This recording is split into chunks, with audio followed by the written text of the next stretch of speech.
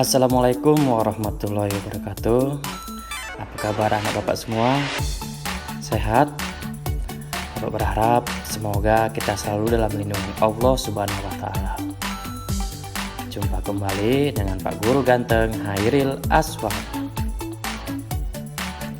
Anak-anak hebat, pembelajaran kita kali ini adalah tema 4, globalisasi, subtema 1, globalisasi di sekitarku, pembelajaran pertama. Pembelajaran kita bersumber pada buku guru dan buku siswa tema 4, globalisasi, dengan hak cipta dari Kementerian Pendidikan dan Kebudayaan revisi 2018. Kompetensi dasarnya adalah sebagai berikut.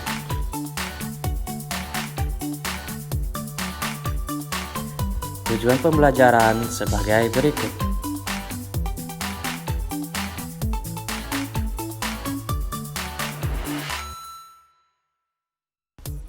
Kita berada di era globalisasi. Dapatkah kamu menyebutkan dan menjelaskan fakta tentang globalisasi yang ada di sekitarmu? Namun, sebelum kita membahas lebih jauh mengenai globalisasi, tahukah kamu apa itu arti globalisasi? Kata globalisasi berasal dari bahasa Inggris, yaitu globalization, yaitu gabungan dari kata global yang berarti mendunia dan lisation yang berarti proses. Jadi, definisi globalisasi adalah suatu proses yang menyeluruh atau mendunia, di mana setiap orang tidak terikat oleh negara atau batas-batas wilayah. Artinya, setiap individu dapat terhubung dan saling bertukar informasi dimanapun dan kapanpun melalui media elektronik maupun cetak. Pengertian globalisasi menurut bahasa yaitu suatu proses yang mendunia. Globalisasi dapat menjadikan suatu negara lebih kecil karena kemudahan komunikasi antar negara dalam berbagai bidang seperti pertukaran informasi dan perdagangan. Anak-anak hebat, amatilah berbagai produk yang ada di sekitarmu. Produk tersebut bisa berupa pakaian, tas, atau sepatu yang kamu, temanmu, dan gurumu kenakan. Bisa juga makanan dan minuman, atau produk lain yang ada di sekitar kelas dan sekolah. Coba kamu perhatikan peta berikut ini. Di dalam peta tersebut, terdapat beberapa produk atau barang dari berbagai negara yang berbeda, seperti batik dari Indonesia, karpet dari Turki, boneka dari Tiongkok, mobil dari Jepang, jam tangan dari Swiss, dan susu dari Selandia Baru. Globalisasi memungkinkan beragam produk dari negara lain dapat kita temui. Kita bisa menemui berbagai makanan dari negara lain di Indonesia ini, seperti pizza, jam tangan, atau boneka dari negara lain. Begitu juga dengan produk Indonesia, juga bisa ditemui di luar negeri, misalkan baju batik. Perkembangan komunikasi dan transportasi menjadikan barang-barang tersebut mudah ditemui di negara lain. Pada era globalisasi ini, Indonesia juga melakukan kerjasama dengan negara lain, termasuk dengan negara-negara ASEAN.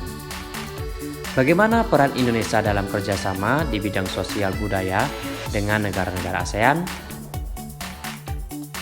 Anak-anak, mari kita simak teks yang berjudul Menlu Hillary Clinton promosikan angklung ke dunia. Menjelang akhir pertemuan ke-44 Menteri Luar Negeri ASEAN, tepatnya pada tanggal 22 Juli 2011 malam, di Hotel Nusa Indah Bali diselenggarakan acara makan malam. Acara tersebut dihadiri lebih dari 50 Menteri Luar Negeri.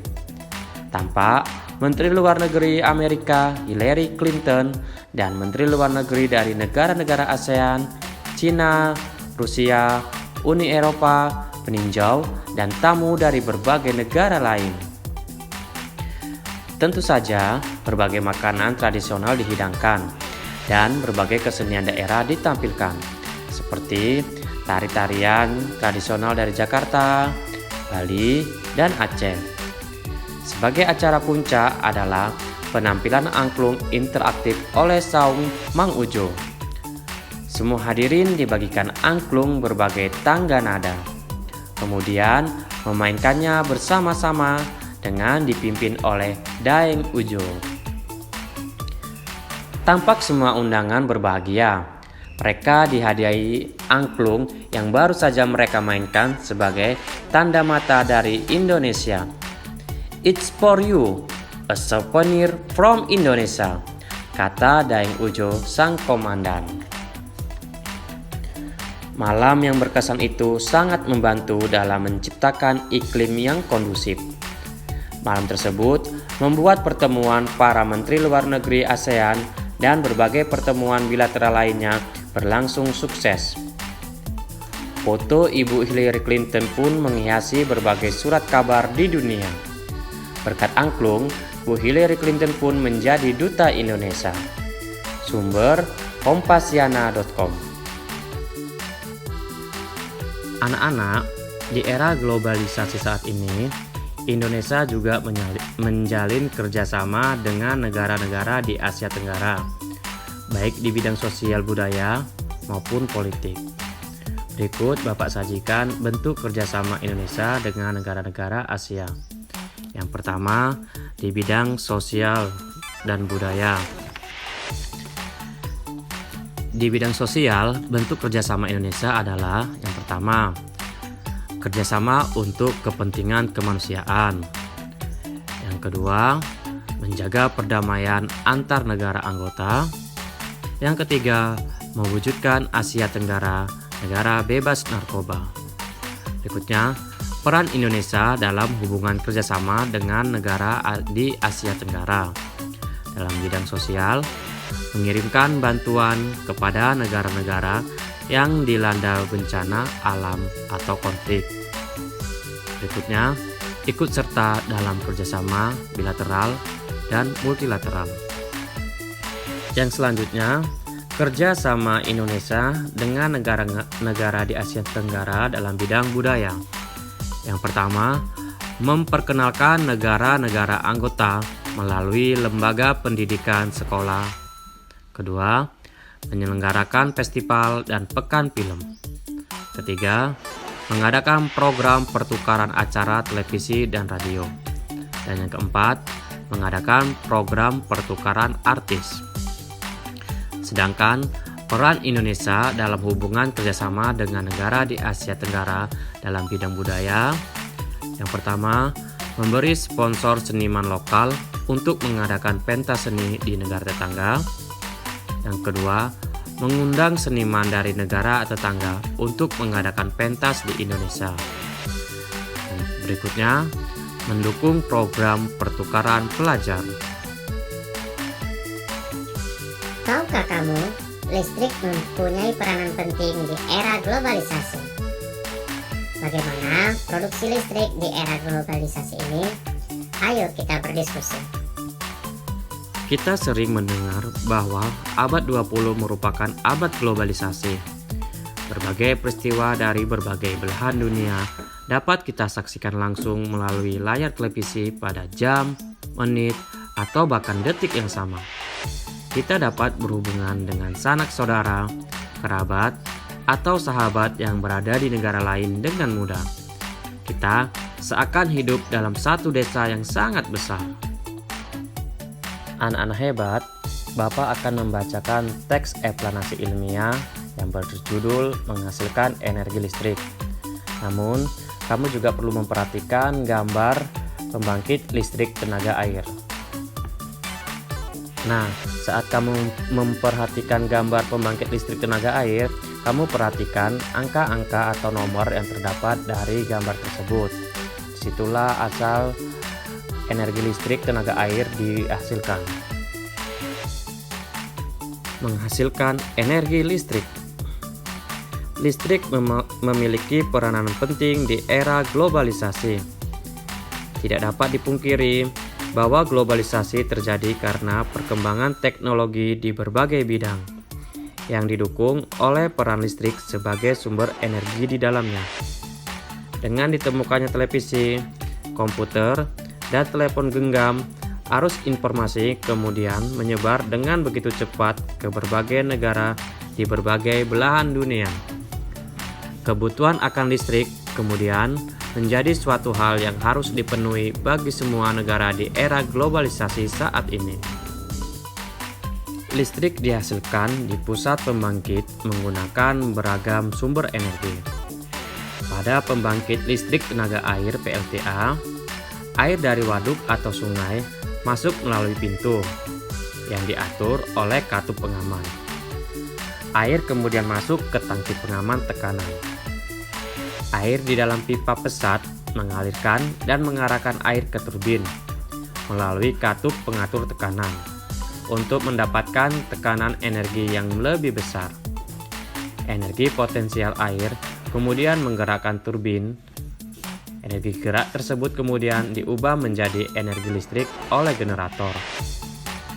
Energi listrik dari generator kemudian diatur kapasitas tegangannya dan dialirkan oleh transformer.